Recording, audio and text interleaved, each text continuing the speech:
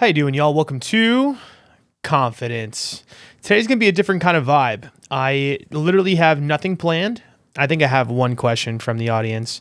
And it was a girl asking about avoidance. Oh my God. You guys fucking love talking about goddamn avoidance. You know what it is? Like, it's just like a societal thing. Like, here's the thing. As a dating coach, you literally answer the same question over and over and over and over and over and over and over. Do you know what that question is? Do they like me? It's always like, hey, I've been dating this person and they're kind of treating me partially like shit. Do they like me?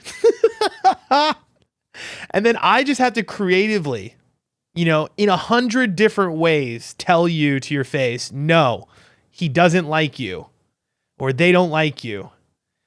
And then it's like, oh, shucks, is there anything I can do? And I'm like, nope, why don't you work on yourself? And you're like, that's boring. Why can't I just push this button and push this button and push this button and get them to care about me again? I'm like, well, why do you even want to do that? Why do you want to change yourself in order to get somebody to like you? It's backwards.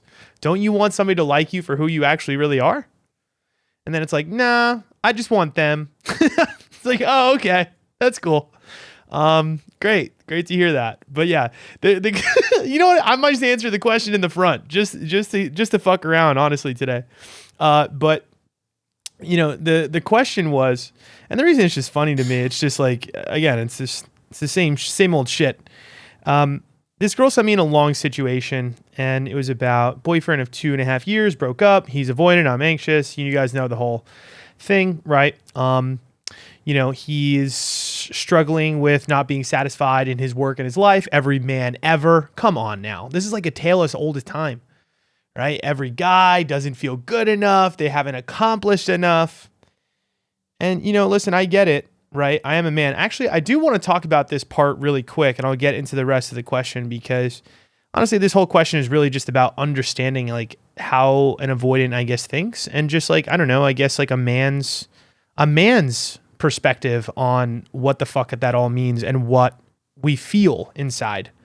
So this week, actually, so I've been working with my new coach, and, we're working on, for me, how do I perform better? And really that comes down to really being in alignment with your life, your choices, right? Are you doing the things that you are naturally called to do? And I'm not going to get into a really long story, but essentially what we're getting after in this conversation that me and my coach were having, it was kind of around this. It was kind of around this idea about like how like a lot of men, we do chase performance, we do chase achievement, we do chase success. And what we need to do is we need to break down why. Why do we do those things? And weirdly enough, I almost got into not like an argument, but kind of like an interesting conversation with my coach about this because he's a little bit older. And I'm just going to say it out here that I think like the basic premise of what he was trying to tell me is this. He's like, really, what do you want to end up doing with your life, right? And I was like, I don't know, maybe I'll write a book one day. I'm not really sure. Like, I'm not really sure what life has in store for me. I always have this goal of being an internet personality, whatever. But, he gets into the story about how he works with a lot of people that are near death, right? He even had a brother who had this experience. He honestly started getting a little emotional with me on the call. I was like, whoa, homie's about to cry. I was like, this is dope. All right. But me, I'm rocking with it.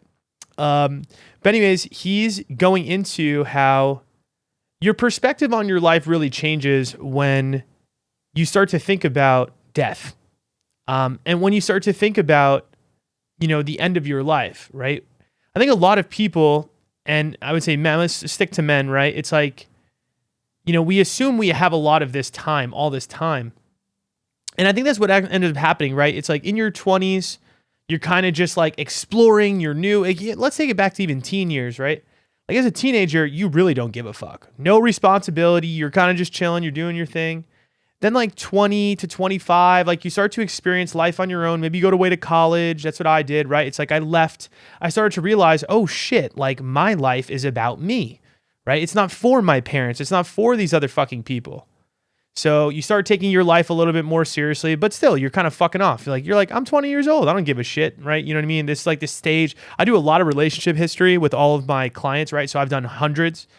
I would say most of people's experience with like cheating and really toxic relationships is really in that range of like 18 to about 25. I would say in there, almost everybody's gotten cheated on. Almost everybody's cheated. Not everybody, but again, in that range is when you start to see that kind of just like pish posh behavior, right? Where you're just kind of fucking around, you don't care, but you're starting to figure it out. Then 25 to 30, that's when things started to really change, right? Like I started to like really get into my habits. And this is where I think that this like drive for like achievement and success and all this shit started to come from. I feel like there's something in a man's life right in that age, 25 to 30, where you're just like, fuck, like I got to get my shit together, right? Because when you're going to school, like, yeah, you're getting your shit together, but it's like, it's about school. It's not really like this like idea of like, oh, I need to become a man and like make money and like really do my thing. And that's what I'm trying to say. In that those middle ages and into your fucking 30s and the beginning of your 30s, it's all about the grind. It really is. It all becomes about making like money, having success, right? That your whole drive is this almost like this selfish, and I don't want to call it selfish because it's just, that you want to provide, and for not only just for yourself, but also probably a woman. So like your energy is just strictly focused on figuring that shit out, And I think what ends up happening is, and especially for me as an avoidant guy, I just always throughout my life have always just felt I didn't have time for a relationship. Oh, a girl in my life, like they just, sometimes I would say a lot of men, to be honest, they kind of look at, and especially in this age range, right? You kind of look at women more as like a liability, right? Like somewhere you need to spend your time, somewhere you need to spend your money. And you're just, you're thinking to yourself, like, do I have time for this? Do I have money for this? And a lot of the times in that age range, I would say a lot of those people, probably not. And again, especially as an avoidant person where maybe you didn't get the love that you maybe expected, wanted, whatever it is as a child, you kind of grow up for this need for like attention and external validation. And what does that turn into? It turns into this like insatiable chase for like money, fame, success, something to fill up your cup of validation, right? And I think it's really hard for an avoidant to maintain a true relationship during this phase of his life, right? This very selfish phase of his life where it's like you're really just chasing, like I said, like success, achievement. And I would say that was like for me, right? It's like none of my relationships lasted more than 6 months to a year, right? Everything was just like, it felt good in the moment, but then when shit got really real and serious, I was like, bro, I don't got time for this shit. What am I doing? Like, I got a business to build. I got shit to figure out.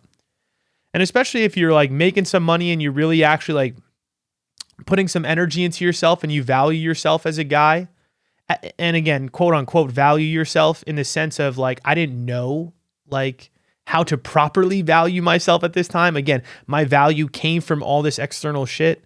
When that's what's happening, I think it's very hard to commit. It's very difficult to like take a stand with a single person in your life. It's not easy. And most of the time that you do take a stand with somebody, right? I would say most of the avoidant men that I know personally that struggle with commitment, and especially again, during this era of like, striving for achievement and success and all this stuff, you almost kind of look at, that's why I said, women more as like comfort. And it's almost like you label it as that. Like, oh my God, like I spent like time, like it's nice that this girl's around. She gives me sex. She shows up for me, right? Like we hang out, like she cooks my food or she does my laundry. But to be honest, I feel like I'm not making as much progress on myself as I wish that I did, right? I think a lot of men sometimes do wish they were more selfish with their time, but sometimes they get really comfortable with a girl that, yeah, I don't know, maybe to them is not the end all be all, but just kind of seems like convenient for the time. And I think they, in the back of their mind, they almost like know that. And they sometimes don't know how to get themselves out of it because it's so comfortable and it's so easy, right? There's a lot of women that make that experience so fucking easy where you're kind of just showing up for this dude. And not to say that it's a bad thing, right? To me, it's almost like cultural or like biological, right? Like this energy of like supporting and whatnot. But yeah, I just think that a lot of men in that range, and probably even later in life, right? It just depends on when you start to do this work.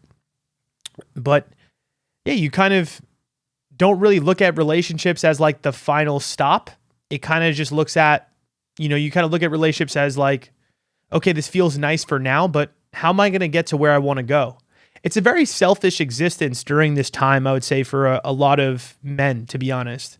And again, it's kind of like a catch-22 in a way, or like a double-edged sword or a paradox, because on the flip side of the coin, right? So I always reference my boy Jay, right? Jay is 31. He's still trying to figure his shit out. He's trying to still build security for himself beyond his current job. And that's the hard part for him. He has this like internal battle of like, I'm down for like a girlfriend and a family, but at the same time too, I feel like I'm not at a place where I want to be in order to maintain that, or in order to give to that. Like he thinks about it, like, I don't really want to pay for a girl. He's like, I got all these travel plans coming up. How could I afford a girl right now when I'm trying to hustle, right? First off, it's time and it's money and it's energy. And for a lot of guys, they kind of, again, like I said, it's weird. It's almost like you view women as that, but at the same time, like, and this was, I was telling him, as I get older, I start to realize this synergy, right? Again, the right relationship, there is this synergy that I think that they could bring to your life. But again, it still is something in which you need to put energy into. So I think a lot of guys like really battle that. They really battle this internal dialogue of like, hey, I like this girl and she's cool, but where am I at? What do I want? Right? Am I where I want to be? And a lot of the times I would say most men are not. How many times you hear that shit as a woman, right? It's like, I'm not where I want to be yet, right? I'm not enough for you. That shit is a real feeling that I don't think that sometimes women really understand that. Because I think that every guy underneath, we want to be your man. I think a lot of guys do want to provide. I think a lot of guys do want to show up for you and take care of you and do all those things. We really do. I know we do. But it's hard because there's this early phase of our life where we don't have it like that yet. So like it's a very difficult thing. And sometimes we're like, do I hold on to what I have right now and build, or do I just like go lone wolf and take care of business and try to figure shit out, on my own? And especially if that guy is kind of looking at you and you're somebody that, I don't know, you both gained a lot of comfort in the relationship. You guys are not necessarily, you're not holding him accountable and pushing him. I think it makes a huge difference. And here's what I'm going to say, actually. I think this is like a big, thing that I think a lot of women don't necessarily realize, but, and I think a lot of men really treasure this. And again, it's also a double-edged sword for women as well, too, which is like, I think a lot of hardworking, good men want a hardworking, accountable woman. I think we want a woman that is going to challenge us. I think we want a woman that is not going to play games sometimes. I think we want a woman that's not going to get comfortable and content. Because I think that's what happens sometimes too, is like in a relationship, especially in these like more formative years, right? Let's say, late 20s, early 30s, whatever. And you're a guy, you're still building, there's a lot of women that are in that age range that are just actually ready to settle down, right? There's a lot of women out there that are like, oh, well, I'm just ready to be a mom. Or like, they meet a guy that's like building and he's figuring his shit out. And she's at this place where like, I'm working, I got a good job. I feel good about where I'm at. Like I'm ready for a family. Like I'm ready for just a nice, calm, stable relationship. So what ends up happening is you get into these relationships with these guys that don't necessarily feel they're at their peak, or they don't necessarily feel like they've, reached the places that they want to reach. And the hard part is for you, you're comfortable with the relationship, right? You're cool with where shit is at because it feels good to you. You're like, well, I trust you're going to make more money. It's nothing against you. And it's nothing against the trust that you have for us. Right. but you're comfortable with it because you're like, I trust that he's going to figure shit out. And you know what? I'm just happy with having this emotional connection. I'm happy with having this commitment. I'm happy with having this person that could spend their time with me and bring good energy into my life, And, paying for a couple dinners here and there, I'm sure it feels fucking good. I know the last girl I was talking to, right? Like, I'm taking you for food. Shit's cool, right? You have this good companionship. Both people, there's a lot of synergy in that. But again, what I think ends up happening is that if you're not on that same vibration of building your life, right? And you meet this guy that is in a phase where he's trying to build and he's trying to move forward. Again, I think what happens is like this slow mismatch of energy. It's almost like this slow resentment that starts to build. And again, it's not your fault, right? Because you're content with the situation. You're happy with what it is. But if that guy is not at a place yet where he's established fully, and what I mean by that is I would say most guys probably don't feel fully established. I mean, this is how, here's the thing. Jay doesn't make, he's not poor by any means. You know what I mean? Like, he's good. Like, homie makes a good living for himself. And I know a lot of men that make a good living for themselves, but it's more like, do I have enough to take care of me and you? And that's a place I would say that a lot of men they're not necessarily there.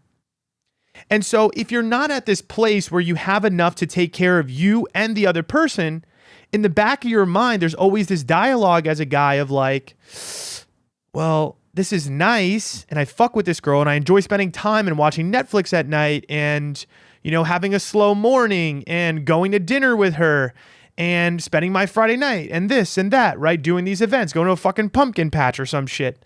It's like sometimes, slowly but surely you start to have this like inner resentment towards the relationship because you're like, I need to go further, right? Like I have more potential than this. I think that's what ends up happening, right? It's like you get this inner dialogue that like this girl is cool, but I know that if I push myself more on my own, maybe I'll be able to secure a deeper sense of financial security. And you never know who else I will meet at that time. And I think for men, it's a little bit different, right? Because, it's funny because like, if you really think about it, the trajectory of like timelines are different for men and for women, right? It's like women have this phase earlier on where, they're having fun. They have the little fun phase in their 20s. And then by kind of like, I would say later into their 20s, starting to get into their 30s, it's so funny. When girls hit the 30, it's almost like this switch goes off where it's like, oh shit. Yeah, I'm down to settle down. You know what I mean? Like I'm ready to go. And it's hard because like for a guy, right? It's like at 30 years old for a guy, you're not necessarily there yet. And especially in I would say our society now, I feel like the ages are getting later and later, like later and later. Like for a lot of guys, like I feel like this more settling down age almost feels like mid 30s to like late 30s kind of vibe. I kind of feel myself a little bit getting there, right? I could feel the difference in my energy. It really is crazy how like, I don't know. Sometimes you like look at your parents when you're growing up and you're like, I don't know, like you're kind of weird. You don't hang out with your friends at all. You're always in the house or you're always working. You're always on time to shit.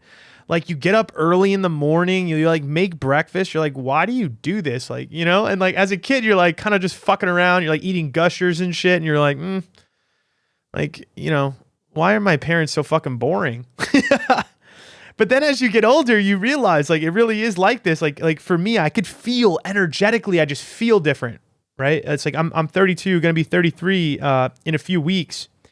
And, my appetite for wanting to settle down is higher.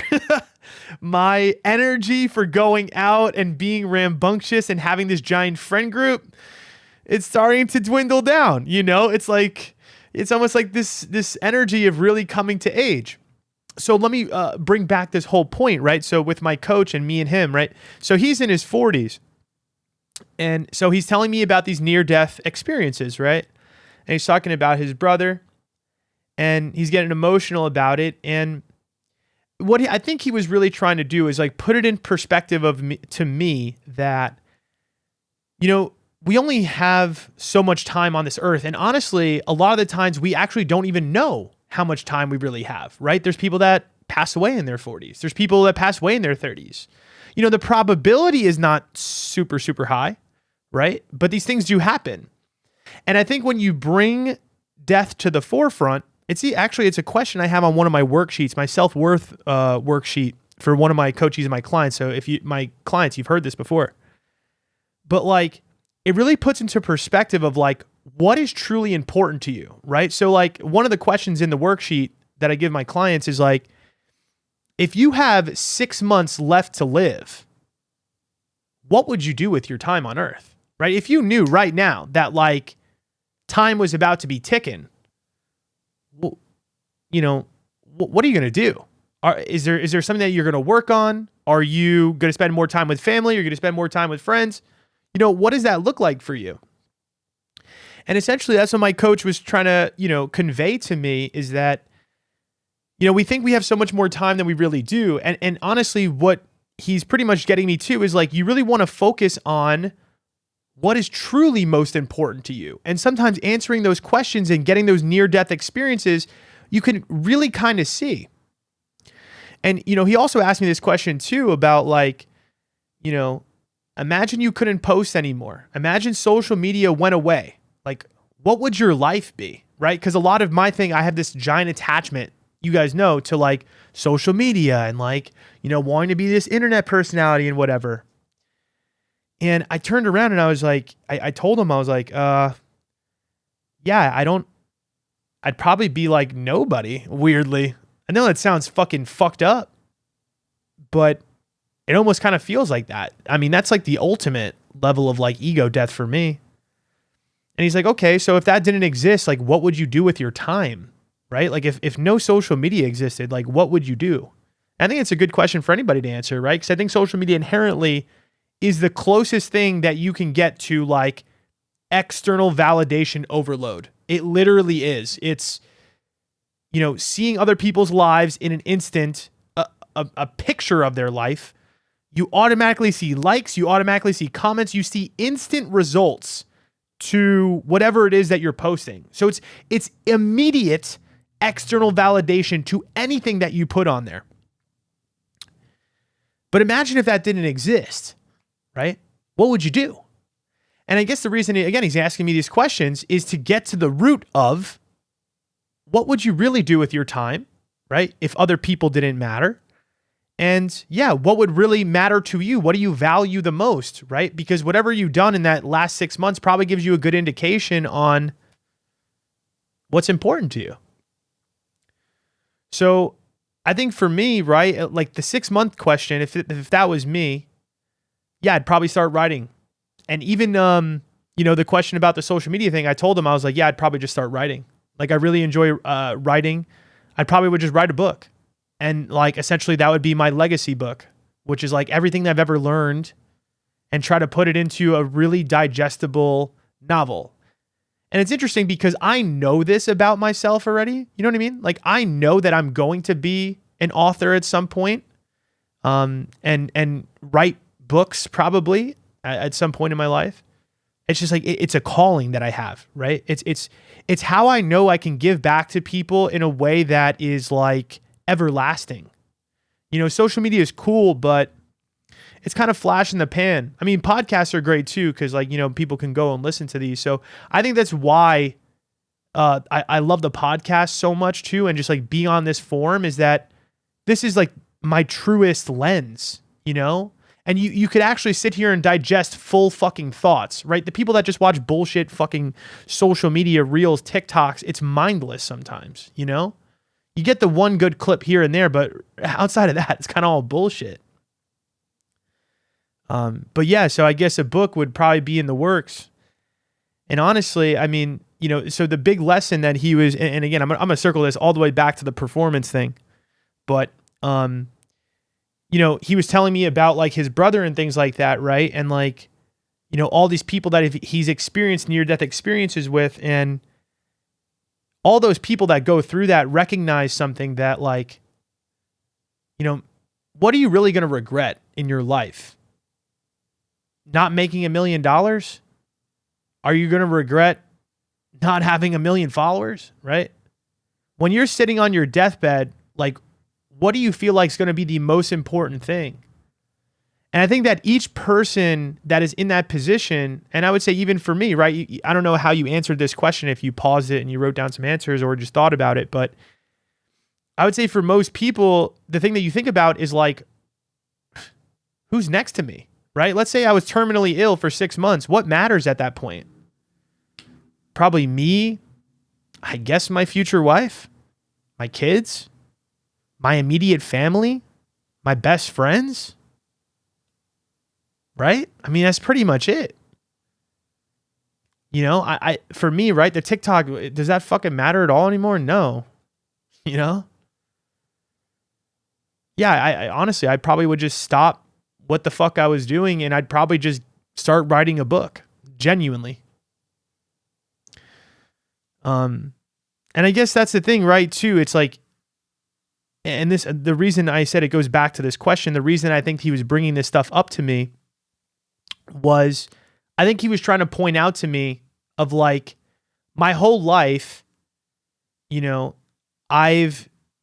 this is, I'm going to bring this all together, which is like, as an avoidant person, you become very self-centered, right? The love that you didn't get as a kid, for me, I was very neglected, right? You know what I mean? Like, I was kind of like passed around. I was baggage. Like, my dad wasn't really around. My mom wasn't really emotionally close to me. She was like trying to control me. She didn't really understand me very well. So what ends up happening is you become this like super self-sufficient person. You become very hyper independent. And I know women and men can relate to this. But if you don't really have people that are there for you and you become super hyper independent, the problem is you also become hyper self-conscious. You always think about yourself.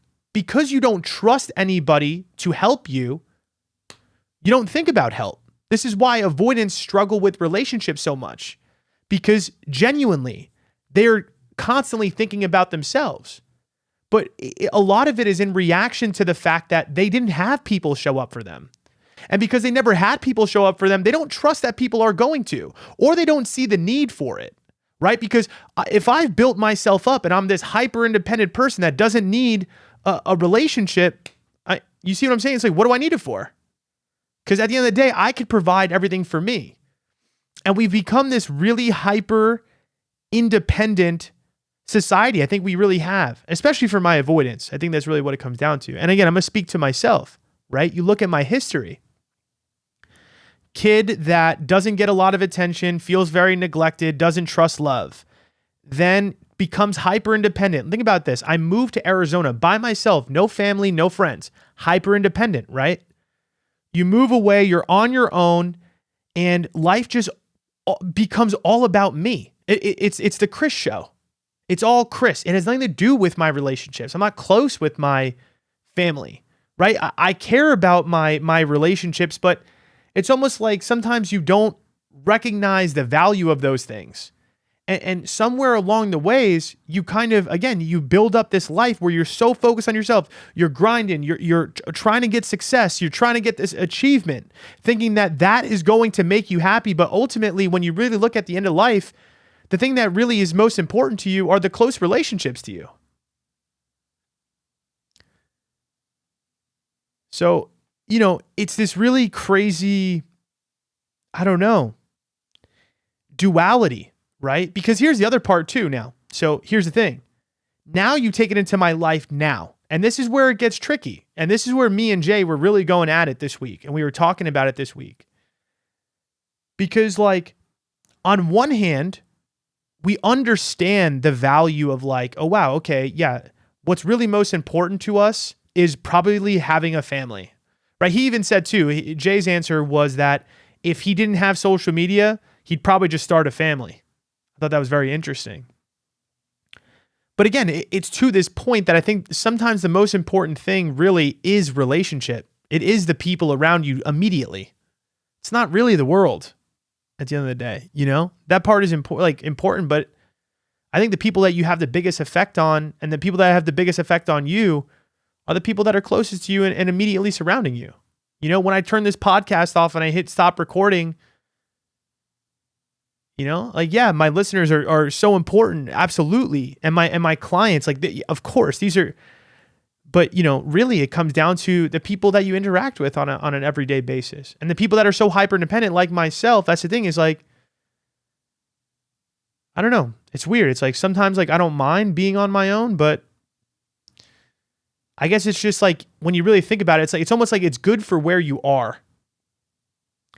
And so that is really my point behind this is okay, at least I don't think, let me knock on motherfucking wood. I don't think I have 6 months to live. So what ends up happening is, I think for a lot of these N20, early 30 males, right, you're stuck between, and this is how I always have been, stuck between I want a relationship because it, you know what I'm saying? Because it feels good, especially just how I described it. It's very important. But on the other side, I feel like I have all this time and I want to build myself up before I enter into relationship. And that's kind of where, again, me and my coach were having a little bit of that friction, because I'm sitting there thinking to myself, I'm like, well, I care about having a wife. I care about having kids. Obviously that's a major goal for me. That's a major desire and whatnot. And same thing with writing a book. It's a major goal and desire. But I'm still at this phase where it's almost just I still want to achieve and I still want to build and I still want to, almost be selfish or maybe just self-focused or self-centered. And I think that's where this conundrum, and this is why you get a lot of guys that are in this position, right? It's because those values are constantly clashing. And so it's tricky, it really is. It's what's the right move? Do I stop right now and start writing a book because it's technically the most important thing? Do I stop right now and settle down and focus on what's really important at the end of the day, which is probably another human being, the responsibility that I have to my wife, my future wife, the responsibility that I have to my future kids? Or do I continue to utilize my time for myself, build myself up? Don't worry about that yet. It's almost like I'm pushing off the things that are most important, but it's at what point does that switch happen? And I guess that's where I'm at right now is I truly feel like I'm in this immediate gray area of that. It's I'm down for that. And I want to support a wife and I understand almost logically that having a wife is probably the most important thing and maybe having kids. And again, this isn't to say somebody else's choice. That to me is important, right? And when I say logically, I'm talking about my inner values. Other people might not want kids. Other people might not want a relationship. Totally understand. But again, it all comes down to what is really important to you at the end of the day. Now, here's the thing. Could I die right now and still be a happy man? I really think I could. I really could. I don't feel bad for where I'm at. You know what I mean? I don't feel weird for choosing myself in the ways that I have. I'm now understanding why I do it. And maybe what I haven't done is fully given into this idea that the achievement and the success, maybe it doesn't really matter, or the drive for that is not that important, that it can be something that is in balance with a great relationship. And part of me is man, is that are my priorities not in the right place, right? What if I did value another human being as much as I did myself and, committed to something that wasn't my work or that wasn't myself? And I thought that was very interesting, to even just reflect back onto that and how much of my existence has been driven on getting this attention that I felt that I never did growing. Because think about my whole lineage. again, neglected. What was I? Class clown, rebellious, always needs an audience. Like, it's always been this, but now I have it on like a steroid level scale where it's like all this focus on like social media. It's always like all these random chicks. Like, for a while, that's what it was, right? Like, the Miami bottle girl, then this long distance girl, and then the long distance thing, and just like Instagram and this bullshit.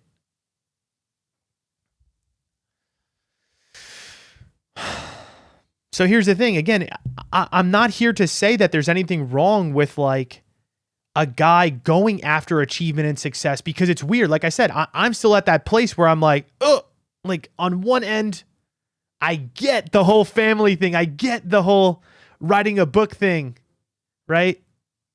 But then on the other side, I'm like, oh, but I really enjoy just fucking around on social media, right? I really enjoy trying to build that aspect because I think I could build a lot of monetary freedom in that. And I'm sure there's ways to have synergy, right? And I think that's where I need to really get to, is just kind of marry the two, which is like, I want to believe, and I do believe, that I could live a life where I could value my wife and my kids maybe more than I do even myself, and still be able to put energy onto these things that I value for work. Now, will my priorities have to shift? Definitely. And I guess that's just kind of where I'm at, right? Which is, I don't know, one of the action items that I had from my coach is like, yeah, maybe start writing a little bit, start incorporating it a little bit. But then I think about like the other stuff and I'm like, fuck, I kind of want to like, I don't know, still make videos and whatnot. But yeah, I think it comes down to like what is really important in life. And I think what a lot of people will end up finding out, and I guess this is what my coach is trying to communicate to me, is that like what I'm going to find out is that the achievement is not the fulfilling part. The relationships are the fulfilling part. Your wife, your kids are the fulfilling part. How you're impacting people in a positive way is the important part. It has nothing to do with you and your own sense of pride and how hot you are and how many people like your fucking story or like your video. It doesn't really mean anything. You can't take it with you. And it's interesting for me too, because like when you really look at it, there was a time where I was crushing social media hard. You know what I mean? Like I was going so heavy. And I got to 1 million followers and I had 250K views per video. Million views. And yeah, when you really think about it, like, don't get me wrong, right? It's like, it's created this, great platform that I do have, but it doesn't really last forever. It's like that attention has kind of dwindled. It's so much less now. It's hard to maintain that forever and ever and ever. I think this is like anybody and anything, right? It's like, think about somebody that plays like pro sports. Like for the time that you're in the game, right? You're like, hell yeah, you got all the girls, you got all the money, all that shit. And then you get older and you start to, your athletic abilities start to diminish. And eventually you have to think about like, what's so important? Like, at the end of the day, like that was just a job. It turns into that, right? It turns into like, okay, now what? Like, yeah, you were this superstar, but now you don't play anymore. Like, what's most important? Like, I think the most important, I'm thinking about Derek Jeter. Derek Jeter was my childhood idol, by the way. He was a shortstop for the Yankees when I was growing up. And obviously, he's a pretty big household name, I would think. But a lot of women listen to this, so I'm just throwing it out there just to give you context. But yeah, like, I mean, he does like a talk, the recaps for the, the playoff games right now. But I would probably think that the most important thing in that guy's life right now is probably his wife and his kids. And there was a time where he dated like Jessica Alba, Jennifer Aniston. He dated every hot celebrity chick that you could think of. He dated. If you go look up Derek Jeter's dating history, you'd be like, holy shit. He literally dated every fucking girl. I heard he used to give out goodie bags after he hooked up with a girl or something like that. I don't know how true all that shit was, but I heard some funny stories about that. But do you see what I'm saying? It's like this evolution between, you going from adolescent, or like toddler to teenager to young adult to, your life starts to switch more to like things that are genuinely meaningful because you don't have as much time as you thought that you would. I don't know how this all got there, but again, for instance, you said in here, right? Needs for achievement and outside validation, always struggling with not being satisfied with his work, achievements, lifestyle, feeling like there's something more always. I know the exact feeling. And I guess that's what I'm trying to, I hope I just explained to you that portion of it right now, which is like any guy that's in that mode, I understand it because at the end of the day, maybe they are building, maybe they are, again, you're trying to satiate this need for something to fill you up. And you think that it's external, but it's not. And I guess that's what I'm trying to tell you through everything that I'm doing. It's like, it's weird. It's like I know that I'm doing it. And I think a lot of men, it's like, that you're chasing achievement, that you're chasing validation, but it's hard to stop. Like that's for me, right? It's like, for me to just like turn off doing social media and just start writing a book where no one can see me and I'm in the motherfucking dark. It's like a mind fuck. You know what I mean? Like, I'm like seeing it in front of me. I'm like, I know that these things are important, but it's almost like, well, I got time. Let me fuck around for a little bit. And I think that's kind of where a lot of men are at in that, stage. And if they're in that stage, guess what? You can't do anything to really take him out of that. Now, here's the thing. I'm trying to think of the type of girl that would have been able to corral me in this moment. Because I think about me right now, right? What's the type of woman that is going to make Chris commit? Genuinely.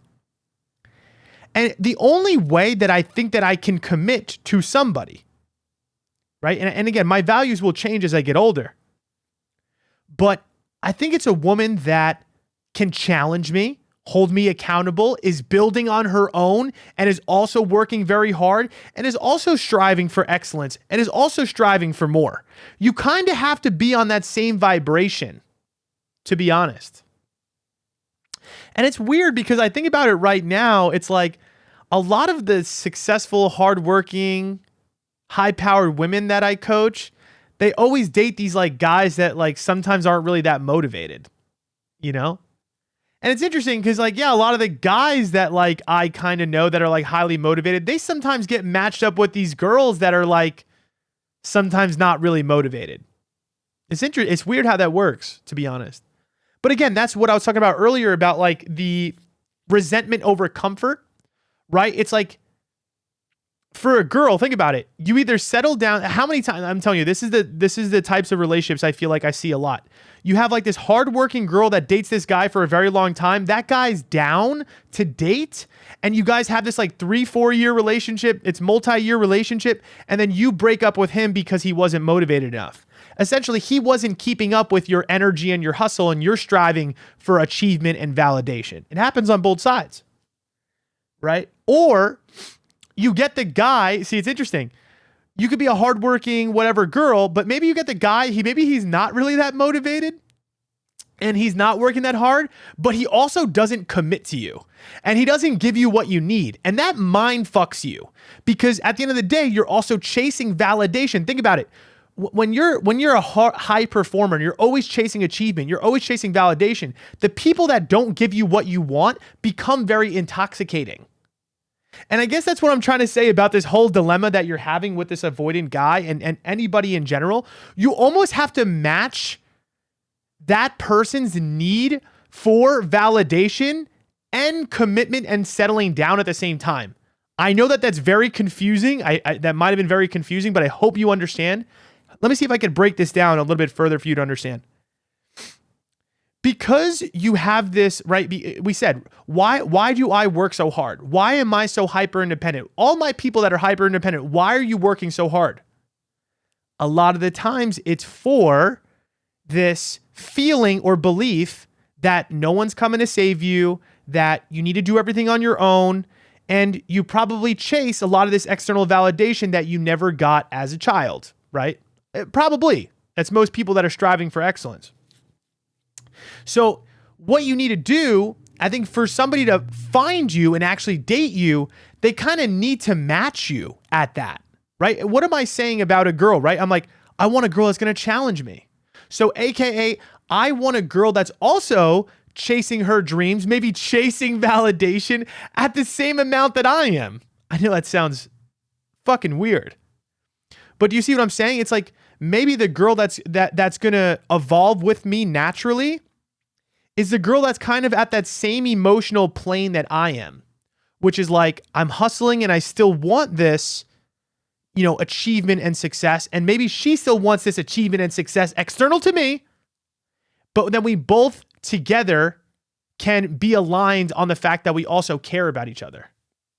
But it's funny because most people, we don't wait for that relationship, or we don't get that type of relationship. Or sometimes maybe you feel that you guys are on the same page, but then it changes, right? Sometimes you date somebody and you're this high-powered hustler, you know what I'm saying? You're doing it. That person seems like they're that way, but then you start to realize, oh shit, they're not really that motivated. Oh shit, they don't really, want to push themselves as much as I do. And then slowly but surely that resentment builds up, and then you let go of it. And that's what I was trying to tell you about hardworking, high-powered men that like date these girls that are comfortable and content with like a relationship. That's kind of what happens. So it's almost like for a relationship to really work over the long haul, especially with people that are in their building phase and their like achievement phase and their validation phase, you kind of need to have somebody that kind of matches that thirst and that energy for that validation. So for instance, in your particular situation, he might feel subconsciously, and I know this is going to sound fucked up, but he might feel subconsciously, right, that you are settling for him. And maybe it's not because, again, you're not like a hardworking, motivated person. You seem like you go to the gym, do whatever, all the shit, right? You said, I was pretty tired of being patient, kind, and ultimately unmet by him at this point, right? So you're doing everything to make the relationship work, and he's kind of pulling away, doing his thing, moving towards achievement. And that's what I guess I'm trying to say is that because you didn't focus enough on your own self and your own selfishness, which isn't a bad thing, because again, to you, what is important? To you, what is important is maybe this relationship. But to him, what is important? Maybe external validation, achievement, and success. And so do you see what I'm saying? How like you guys need to be on the same page about that, or something's not going to work. And again, that's male or female, right? Because there's a lot of women that experience that too, where a guy is down to date you. They are the quote unquote, the nice guy, right? The nice person, the person that wants all your time, all your energy, and you want to work. Sometimes it's a mismatch, So anyways, you said you didn't beg for him back, whatever. You removed him, right? You're going no contact. That's what this girl is saying, right? But she really wanted some perspective from my background of being an avoidant, of what's going on in his head and why would he leave for a week and how might he be feeling. Really what she's trying to understand is talk about the process for an avoidant if they loved someone, but something in them couldn't settle, and what that process means. And again, I think I just explained it, to be honest. Which is like, and I've had this feeling a lot with many of the women that I was with in my life, which is like, they're cool, but I'm not yet ready to stop chasing my achievement. I am not yet ready to stop chasing my, you could call it validation. I don't want to look at it as like a negative thing, right? Because I feel like when I say the word validation, it has this really negative context to it. At the end of the day, there's seasons to life. And I guess that's what I was describing about this, coming to maturity for me. Is like, I don't blame this guy. This guy's not a bad guy for not wanting to settle down in a relationship. That's not the season that he's in. I think the girl that matches up better with him is a girl that's also in that same season. Do you see what I'm saying? You have to match each other. And maybe where you were at was, hey, I'm content and I'm comfortable with this relationship. I'm down for the commitment. I like what it is. He, on the other hand, is like, this girl is cool, but again, I'm spending my time, my energy, my resources on this girl. I'm not ready to settle down. I'm good. And that's the crazy part is like, again, as a guy, right? Is like, you could look at this girl in front of you and you know that you care about her. You know that there's vibes there. Of course, I'm telling you firsthand, this guy definitely had some sort of vibe and some love for you. 1,000%. You guys were together for 2.5 years. He wouldn't be able to do that for 2.5 years if there wasn't love and good energy there. But maybe he's recognizing for himself that he's not ready to settle. And because you're not on that same wavelength of not wanting to settle as well, that's why these avoidants attract other avoidants. Do you see what I'm saying? Maybe he needs, or he's striving or looking for someone. And that's what I said about the word challenge early in this podcast. For somebody that is so focused on achievement and validation, the person that's going to entice that person is somebody else that is focused on validation and achievement. Avoidants attract other avoidants. And they also do attract the anxious, but eventually that push-pull dynamic is going to end. It has a time range. Until I feel like the avoidant needs to come to more of equilibrium, right? So, let me tell you guys about what fucking happened. Yo, do you remember? I mean, obviously you remember if you listen to this fucking podcast, but the last like 3-4 weeks, I had the girl I sent my availability to. She ghosted me. And I kept telling you guys, I'm like, it just feels like fear. It doesn't feel like this girl didn't like me. I don't know why. I just like had that feeling, right? So this is what we're talking about. And this is really going to bring it home really nicely, because you guys are going to see, again, where the different seasons and the different speeds, how they affect the relationship. So, out of nowhere, so after I sent my availability, I didn't say anything else. That was it. Didn't say another word. No text messages, no nothing over Instagram. I'm like, I'm good. Whatever. You clearly are not valuing this relationship. I'm out. You know what happens, right? What happens when you leave avoidant alone for a long enough period of time? They text you, right? So I'm not going to get into it because, like I said, I don't want to call her out, blow up her spot, any of that. But she reached out to me in this sense of like, hey, I was trying to figure out my schedule. I forgot to message you back. Classic, like almost kind of felt like an excuse. She said, I should have communicated better. But then she went into this whole thing about how she feels like all this avoidant talk is about her. I mean, clearly I'm talking about it on the podcast. So yeah, it is about you. But she was talking more about my short form content, right? And she was like, our lifestyles are really different and that's fine, but I'd appreciate if you stop making comments about me being avoidant. It's not avoidance. It's just priorities. I'm sorry if it didn't show up how you expected, but we only hung out once, ... I was like, all right. So here's what I responded with, because at the end of the day, what happened? I showed up. I showed good energy. You didn't show up.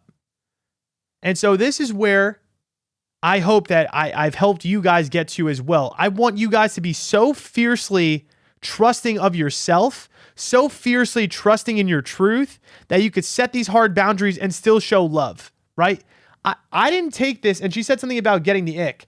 She's like, I did like your vibe. Oh, she said, what you've been posting lately, it honestly feels like it's aimed at me and it's a huge ick. So not only have you not texted me back for your avail, now you just said that I give you the ick. She's like, I liked your vibe, but I barely even seen some close friends or family. She's pretty much just saying like, I didn't have time for you, essentially. So what do we do? As a secure person, you know what I did? I was like, I got to be authentic. I got to share my truth, and I'm not going to be abrasive. I don't need to be an asshole. A lot of my people that I work with, you want to be petty. You want to put her down. We don't need to do any of that. We fly high every single motherfucking time. Every single time. Because love always wins. But a lot of people, they're scared of love. They're scared of it. To my point, let's get into it. What did I say? I said, I understand if it wasn't a one-time thing, but it wasn't. I was like, you clearly didn't value this relationship. One date or not, you distance yourself from me. And then you want to say you forgot to reach back out to me, but you had enough time to watch my videos? You like my vibe, but not enough to communicate, to reach out and communicate, which you were able to do the days before we met up and the days after we met up? I said, you care more about your reputation than getting to know me. Priorities is correct, and I was not one of them. I told you I would never use your name or bash you, which I have not. And I told you I speak on my experience and feelings, and you knew this before even connecting with me. I said, here's again, the love. I want you to succeed. I want you to hustle. I never cared that you were busy. But regardless if you have the ick or not, does it really matter if you didn't even value the connection in the first place? No answer. But I wasn't expecting one. I was speaking my truth. Honest to God, in your face. Here's what, you see what I'm saying? I let it go because you didn't write me. You could have just left me, ghosted me, let it be, right? And what did we do, right? I tell you guys all the time, what happens when somebody ghosts you? We assume it's us. We assume we're the problem. We assume that we were too much. No. We're not too much. I'm not too much. I showed up with vulnerability. I asked you to hang out numerous times. You didn't follow through, and I wasn't too much. I let sometimes a week go by before even reaching out. Stand firm in your fucking truth. So I stood on business. What happened? What do you guys think happened? I get a text 3 days later. Well, first, I was a bitch, and I responded to that as a bitch. I'm sorry. You didn't do anything wrong. You were yourself, and I was most definitely in my head. I would say I'm a kind and empathetic person, and the way I dismissed you was fucked up. I'm sorry.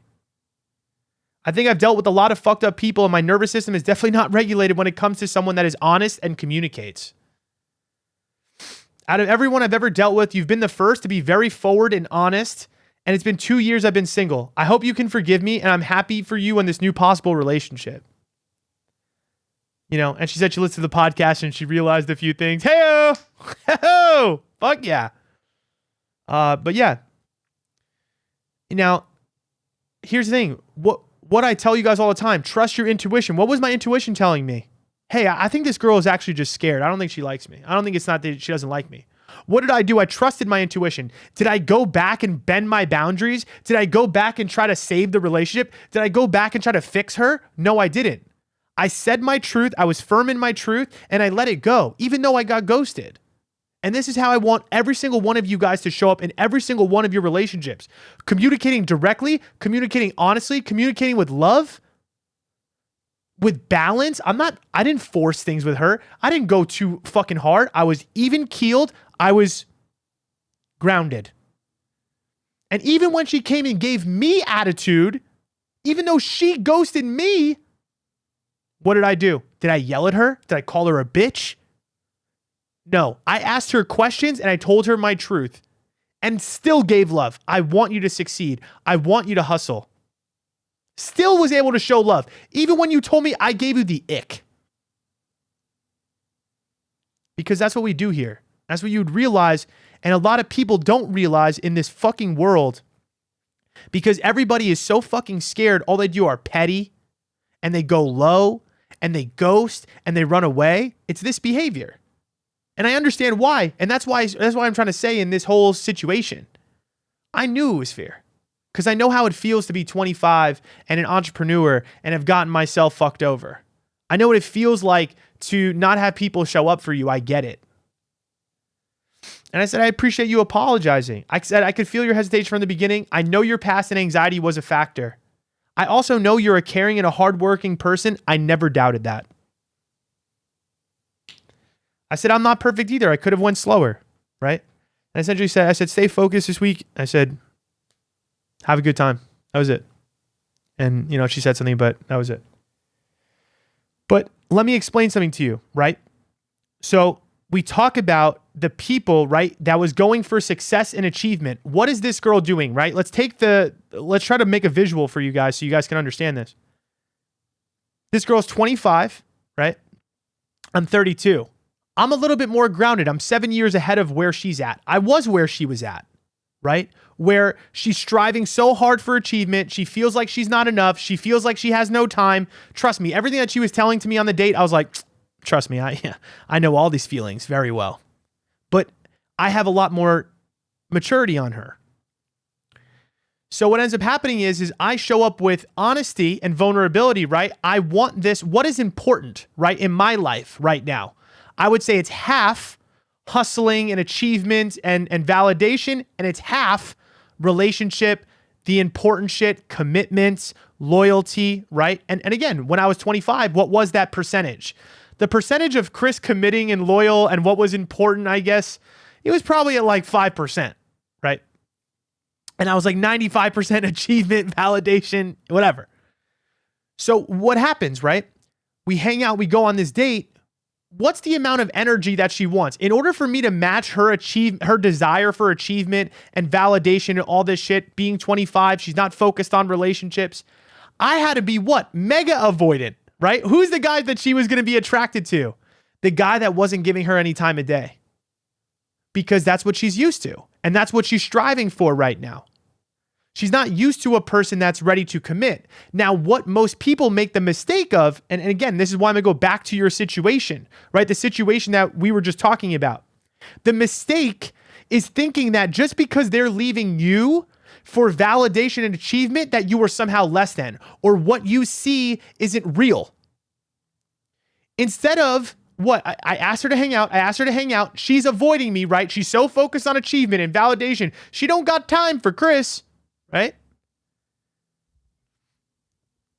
What you need to do in that situation is do what I did, which is trust yourself. Hey, I know what is important. I know I showed up direct. I know I showed up honest. I know I'm a great fucking catch. I know I'm a person that is an amazing partner. To be honest, the fact that she's not even hitting me back up, major L for her. Major L. She didn't see it though.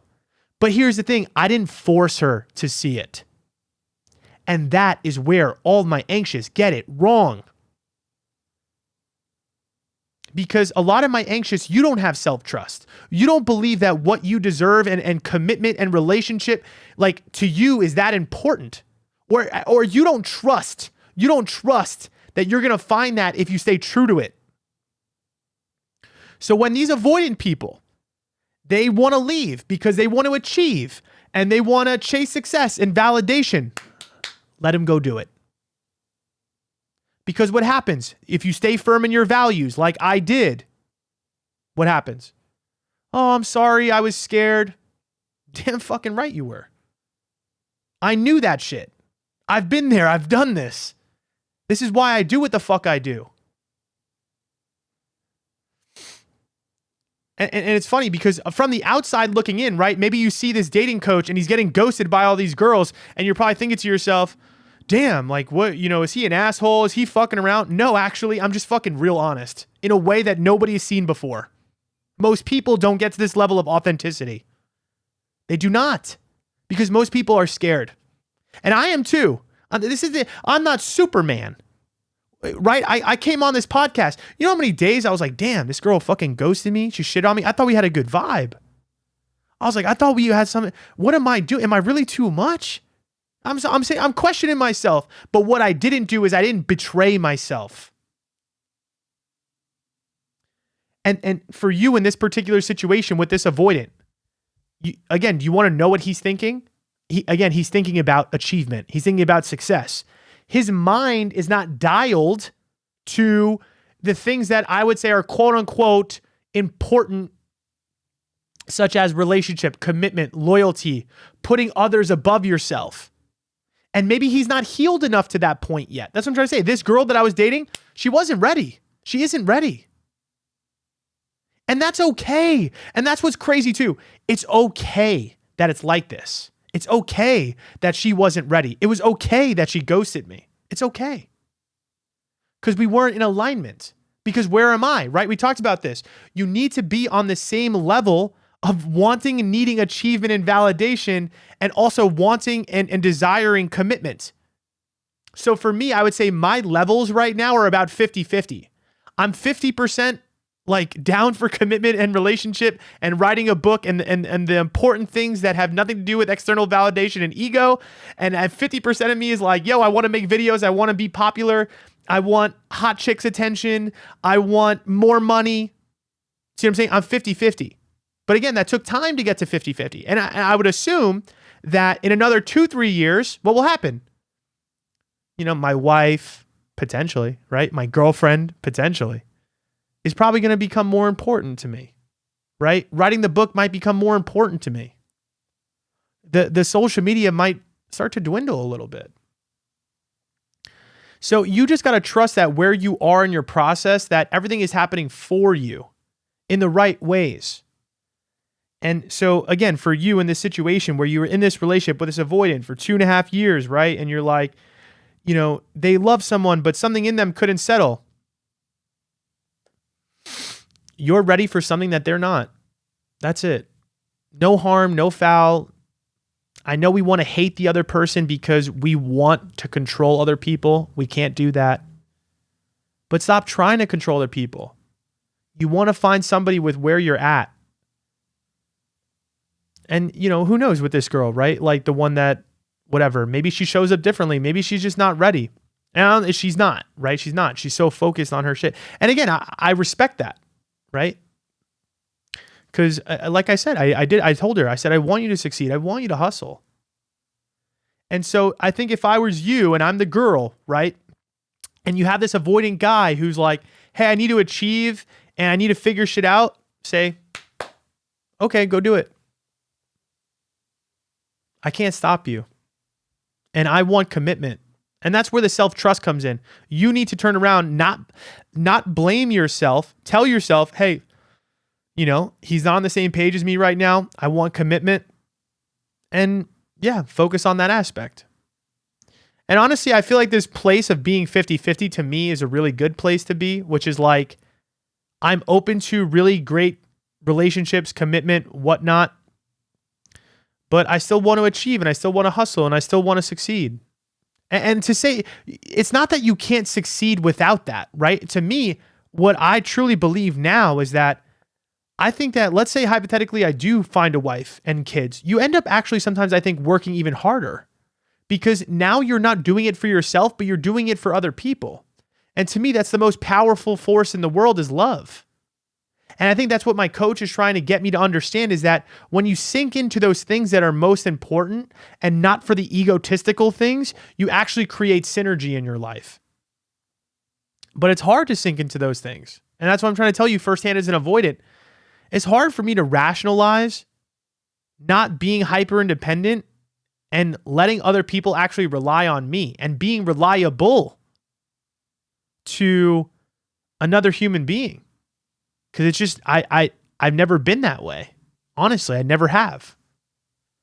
So, you know, here's to my own growth. Here's to trying to create that reliability towards others in my life. I've done it for a lot of strangers, but maybe now it's time for me to sink into a relationship. The right one, of course.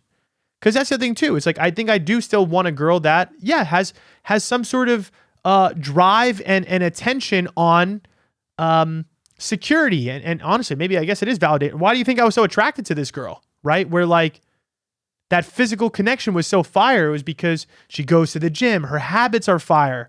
You know, it's like that shit's hot to me. It's hot when you have somebody that's driving towards validation. I'm sure that's probably why you love this guy so much, right? If somebody's so motivated, it's motivating to you. Right? They're an example for you on how you want to live your life. Just don't get lost in the sauce though, right? Because there is balance. And some people are very out of balance. I was very out of balance. Genuinely. My focus was so much on me that I wasn't giving things a chance. So like I had to learn that. I had to calm myself down. I had to relinquish and I had to continue to relinquish. And I still have to continue to relinquish the attention, the validation, that desire. I have to make my purpose something a little bit more grounded and a little bit more selfless. And again, I think this is what my coach is trying to communicate to me. Because then I think that I would achieve even deeper heights, bigger heights. And bigger heights doesn't mean like, the question you need to ask yourself is, what is success? Really? What is that to you? Is it a dollar amount? Is it financial freedom? Is it a certain number of followers? Is it a family? Is it kids? Is it a wife? That will tell you a lot about a person. Maybe ask your significant other that question. What is success like to you? Because it would probably tell you a lot about what it is that they're chasing in the immediate moment. And you guys better hope that there's similar values there. That's why I think alignment is so important in relationships. Because in order for it to truly last over the long haul, there really needs to be alignment on that, right? What's the future vision look like? That's why for me, I think it does look like somebody that has also a view on success in the way of like financial security and independence. The reason I think I want a woman that is like that, because I am like that. I want somebody that I could work beside. I want somebody that's going to have the same healthy gym habits that I do. I want somebody that's going to challenge and check me to be better.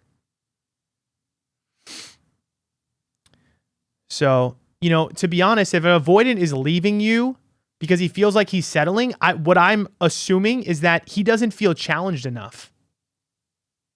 He doesn't feel like you're holding him accountable enough. He doesn't feel that you yourself are focused enough on your life. But again, that's not a bad thing, right? I was more focused on this relationship than that 25-year-old girl was. Is that a bad thing? No.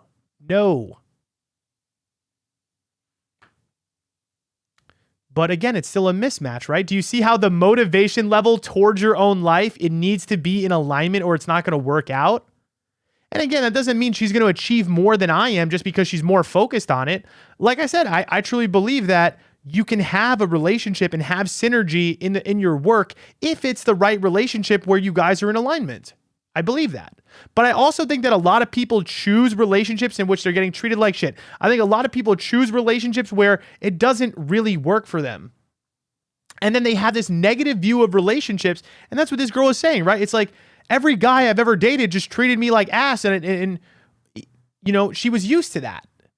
And her assumption is that everybody's going to treat her like that. But what happens when you make that assumption? And all of my coachees experience this. This is something that I try to get to all my clients, like deep into my client's head. If you assume that there's no good people out there, that is what you are going to find. And you are easily going to pass up people that are actually really good for you because you literally don't have a belief that it exists. That girl didn't believe that any guy could treat her honestly and communicate. And what happened? A guy that was honest and communicated, she got the ick from. What was last podcast all about? Changing the dial. The only way to change the dial, you also have to change your underlying beliefs about love. You have to believe that a good, healthy love exists. You have to believe that you can achieve and be successful and love can still exist. You got to look at your priorities of your life. What's most important?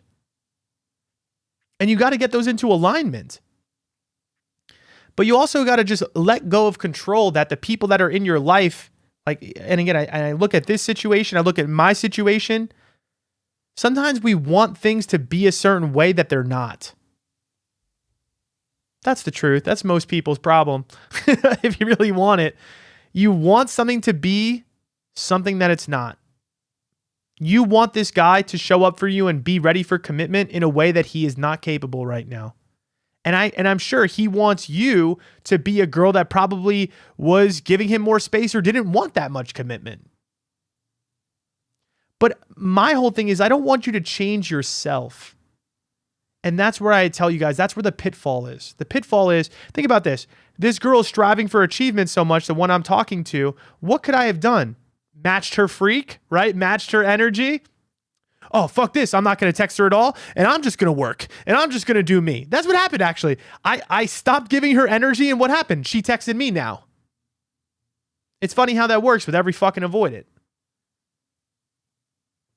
But now I hope you're understanding why. Now I hope you're understanding this like deeper sense of like, if they're super focused on that aspect, they only have so much to give. But we don't, it's pretty hard to date somebody that doesn't have that much to give unless you're a person that only has so much to give too, right? Like I think it would be a better match, me and her, Me at 25 and her at 25 would have been a better match for sure. Because I would have been avoidant and she would have been avoidant and we would have hung out once a month. We would have hung out once every year and maybe we would have been happy. I don't fucking know.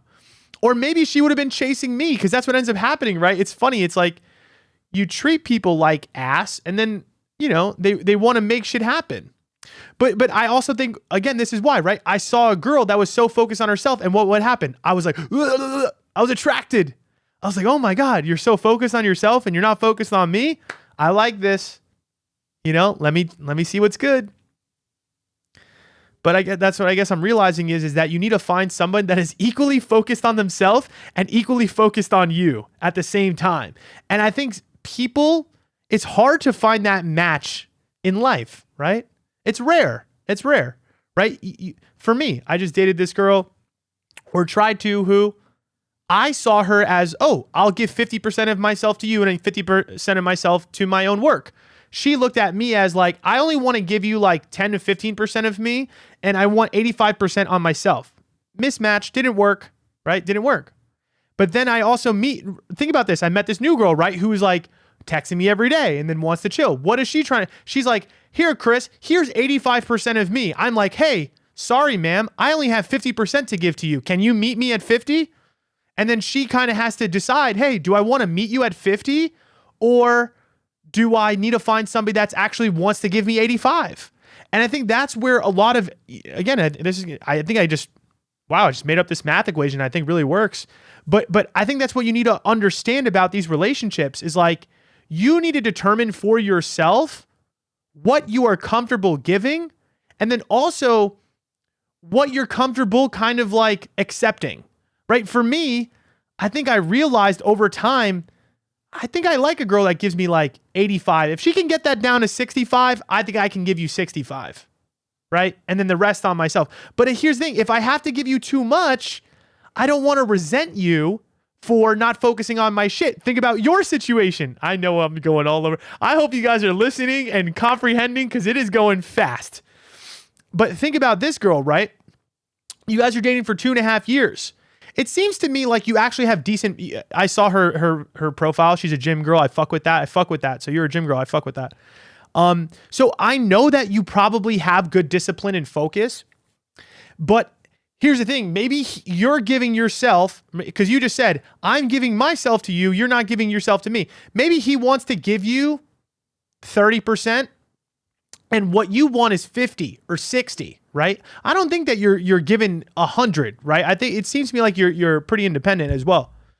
Again, I don't know your dynamic at all, but that was my assumption.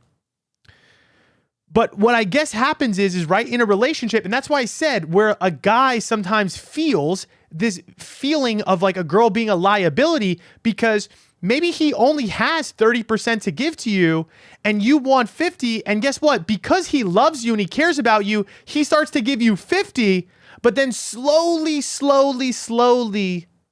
starts to resent you for it. Because now he's giving you 50 when he only wanted to give you 30. And he's realizing, oh, fuck, I'm giving this girl 50 and I can't do that. I need to give myself 80, 90. So you want to know what he's feeling in this moment is he's taking his energy back, but that's what happens to an avoidant is that they rip it all the way out and then he gives 0 and then he gives 100% to himself.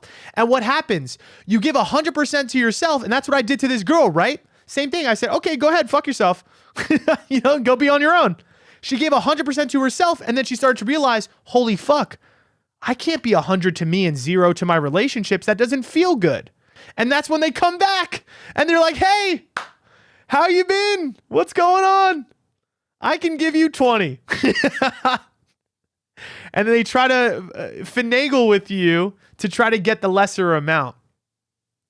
So, and I guess what I'm trying to tell you is that I think for a relationship to authentically work, you authentically have to both be wanting to put in the same amount or the resentment's going to build. See, that's the thing too. It's like, imagine if he turned around, like think about this, right? Let's say he turns around, right? You say, go fuck yourself. We're done, which you did. Now he gives 100% of himself to achievement and success and validation. Eventually he realizes, oh shit, this doesn't feel good. Wait, I need to go back to that girl that was giving me 50. She cared about me a lot. Well, here's the thing. I know that I can't go back and give her 50 because that was too much. Let me go offer 20. So what do most guys, avoidance guys do, right? What do? They come back to you and they say, hey, you know what? I'm not ready for a relationship. Oh, this is crazy. I feel like Einstein of dating. But he comes back, the avoidant guy comes back and he's like, you know, I'm not ready for a relationship, aka I'm not ready to give you 50, but I'm down to like kind of figure things out and hang out and fuck, aka I'm down for 20 to 30. And then you have the decision as the anxious to say what? Ah, shit. What do a lot of anxious do? Be like, all right, fine. Like, let's hang out, let's hook up. And then what happens? You're getting 30, you're getting 30, you're getting 30, you're getting 20. And then what happens? You start to feel resentful. You're like, I wanted a relationship. This isn't working for me. So then what do? You're like, I'm done. I want 50 or we're done. And do you see why I'm saying if you guys are not on the same track of what you are willing to give, it's never going to work because all you're trying to do back and forth is convince the other person to give you the amount that you want. That's why I said you're so much better off finding somebody that's like, no, hey, anxious girl, I'm ready to meet you at 50. Boom. Yay. But the problem is you're not attracted to those guys because you just had a guy that was only willing to give you 30. And you're like, wow, it's so admirable that person is willing to give themselves 80 to 90%. I wish I did that for myself. Oh, the dating world is fucked. It's fucked. But I guess what I'm trying to say is your best bet is finding somebody that is ready and willing to give you what you want and where they're at. Because you can't convince, that's what I'm trying to say. Even if you convince the guy to stay and give you commitment again, he's just going to resent you again and he'll break up with you again. That's what's going to happen. If you take an avoidant back, right? And then you convince the avoidant to give you commitment again, more than likely, like if I really think about this, if you guys want me to be real fucking honest right now, my long distance situation, if she let me back in, I would have broke up with her again. Facts. And what did I do? I was crying like a bitch about her because I lost it. But truth of the matter is that if she let me back in, I would have treated her the same way because I wasn't ready. And I know that's really fucking hard to like hear for a lot of people, but that's the truth. And that's the uncomfortable truth we are all unwilling to face, is that sometimes in life you could really love somebody and care about them a lot, but they're not ready for what you want, or you guys aren't on the same page. And you guys what you do is you just force it and force it and force it. You try to fucking force a square peg in a circle hole for as long as you want. You could try to do it for as long as I'm telling you, you could do it for as long as you want. But it's not going to work. So my advice to you in this situation is let him go do that. Love him from afar. Say, I love you. I appreciate you. Take care of what you need. We're not on the same page. We don't want the same things, or you don't see that in me, and that's okay too. But stay firm in yourself. Trust yourself. Bet on yourself. Because the right person is going to meet you at 50. The right person is going to show up and believe in you that much. Because I truly believe, again, to me, 50 is the best place to be. Because if you're willing to give somebody that much, I think it gives you enough room to create synergy. And like I said, I think what I realized over my life as an avoidant is that I did what this girl did, right? Which is like, I probably passed up on a girl or two that was probably a pretty solid companion, but I wasn't ready. And he's probably passing what I want you to believe, right? Instead of thinking about what does it mean when he fucking blah, blah, blah.